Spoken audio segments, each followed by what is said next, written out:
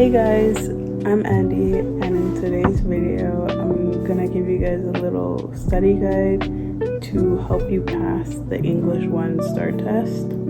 And so the video is gonna be separated by like sections. So like multiple choice, like you have the multiple choice segment of it, the essay segment, and then like, you know, just the general reading strategies of it. And then at the end of the video, I'll give you like some little tips on like what you can do if like you get anxious or like nervous or like, you know, feel like kind of uneasy during the test. So let's get started with the video, shall we?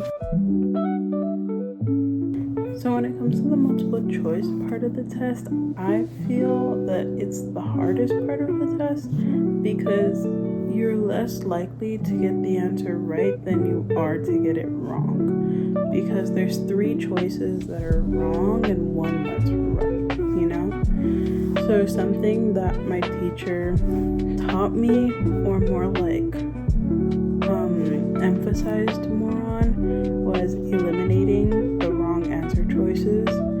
And basically how we do it is we get the question, right? We read the question and then we rewrite it in our own words, and then we find the 2 like silly answers and we would put an S next to them on our piece of paper, and so we know those are immediately out. And then we see the distractor and the right answer. And so then what I like to do is I like to write the reason next to the distractor on why it's the distractor. And then when it comes to the answer, I put the reason why it's the answer, and I choose that as my answer. And I noticed that it really helps me. And so yeah, I really recommend using it because you're less likely to get the answer wrong when you eliminate and have more time to process and think about it, you know, and also putting your answers, the reason why you think it's that answer, next to, you know, your choice. Also, if you don't know a word, just stop torturing yourself and like trying to figure out what it means, and just use a dictionary. Like, it's on the computer on whatever, you know, forum or website or whatever that you're doing it on. Like, it's on there. You have an online dictionary, which I'm pretty sure is Webster's dictionary. And then I don't know if everybody has this, but you also have the physical dictionaries. So yeah, just use the dictionary. It's helpful, like, and you'll understand the question a lot better. And yeah, so now let's get into the essay part of the test. Getting to the essay part of the test can be very nerve-wracking, but all you really need to remember is that your essay should have a minimum of 10 sentences in it, and that the intro should be at least 2 to 3 sentences with the thesis and the topic statement. And as long as you have those, your essay should be good. And when it comes to your body paragraphs, you should have at least two paragraphs in your body with your reasons and explaining why those are your reasons, and just really giving evidence and putting more, you know, just reasoning more with your answer. And then your conclusion should just kind of be restating what you said at the beginning, and just overall kind of like condensing it into a summary of what you said. So now we're going to get into the reading strategies that I would recommend doing on the STAAR. So here's some actually helpful strategies that you can use during the test for like when you're reading your text.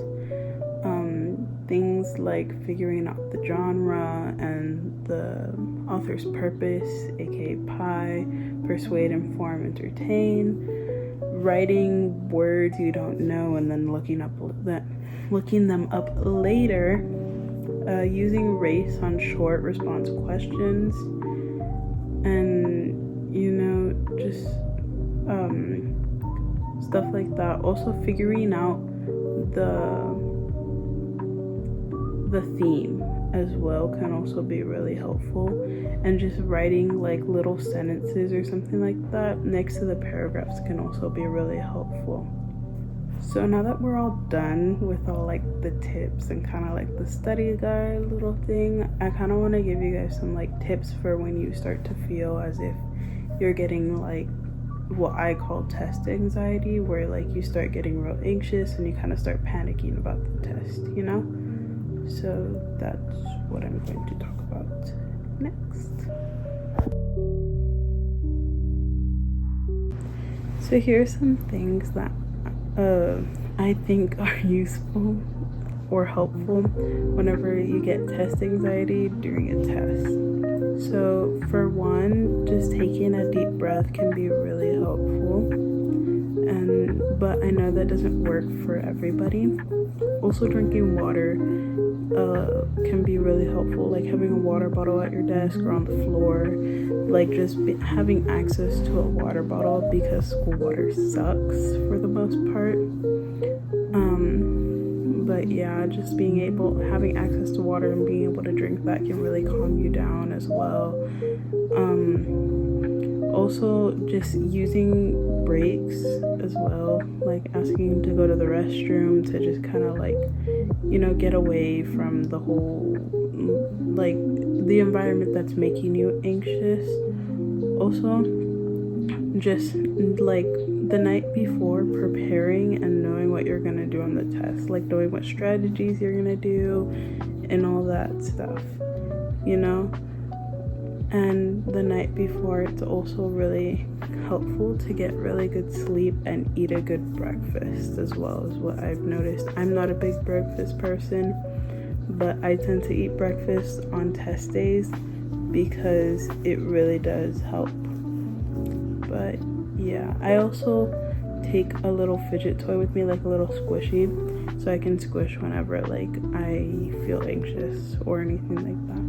So that was my study guide video to help you possibly pass the STAAR test. And yeah, hope you guys enjoyed the video. And yeah, bye guys.